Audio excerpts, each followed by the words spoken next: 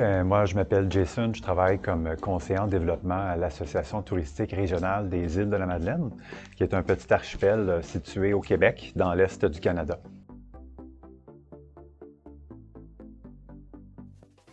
Oui, pour moi, c'est une opportunité, dans le fond, de mise à jour au niveau des connaissances, puis de partage également. C'est ce que j'apprécie le plus, là, la possibilité pendant le séjour de connecter, de rencontrer des gens qui font un travail souvent similaire au mien. Donc, c'est principalement là, les raisons là, qui me motivent là, à venir un peu là, vivre l'expérience de la conférence là, du GSTC pour en apprendre toujours plus. Et puis retourner aussi avec ce bagage-là, pour moi, c'est une grande source de motivation pour mon travail.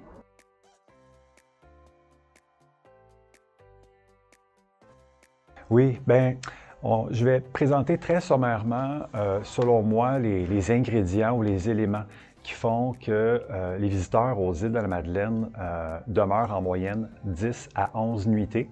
C'est quand même une durée de séjour qui est très significative, la plus longue au Québec, qui fait l'envie de plusieurs.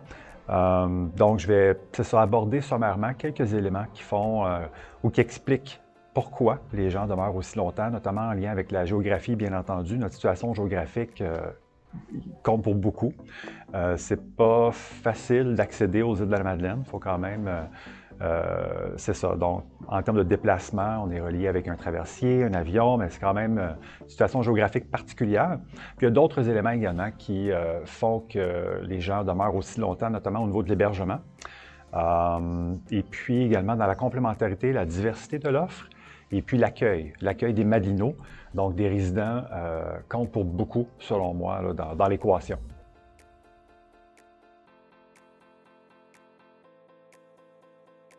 Oui, ça fait l'objet d'une réflexion à l'interne ces dernières années, puis qui s'est traduit là, depuis environ 1 an. On est investi dans une démarche qui va nous mener ou qui va mener la destination à la certification.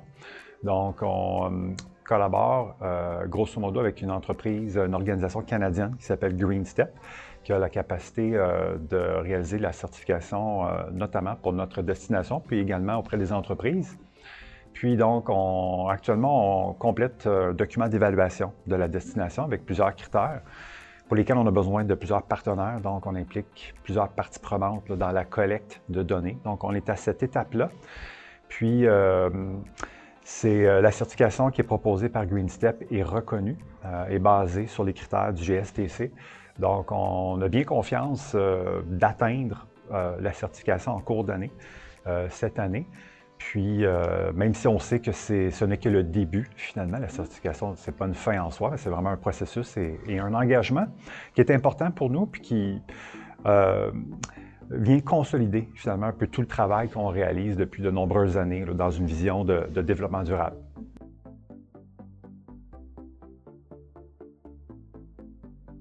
Je vais prêcher pour ma paroisse. Je pense que les destinations ont beaucoup à gagner. Là. Peu importe la dimension parfois de l'organisation.